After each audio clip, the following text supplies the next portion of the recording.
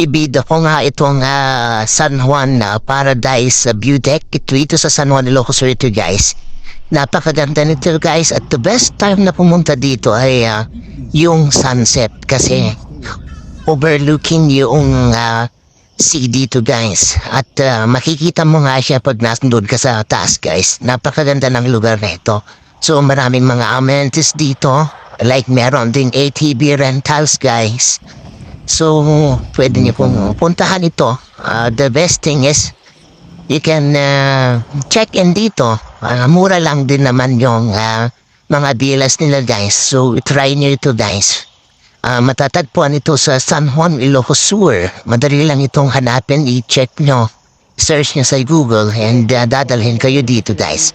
At tawagan nyo rin para to be sure. Para makausap nyo sila, guys, at para mas marami pa kayong malaman in terms dito sa lugar na ito, guys, ng napakaganda na lugar po na ito. Paradise View Deck, ika nga. So, we're looking yung dagat doon, guys, oh. Kaya maganda na puntahan ito, lalo na yung sunset, guys, kung talagang mahilig kayo sa sunset.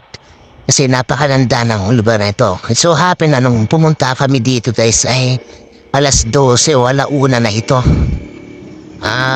Pero maganda pa rin yung lugar, guys. Tignan nyo na naman. Napakaganda ng lugar. Pwede kayong magrenta din nga pala yung all-terrain vehicles nila. Maganda dito, best. Try nyo.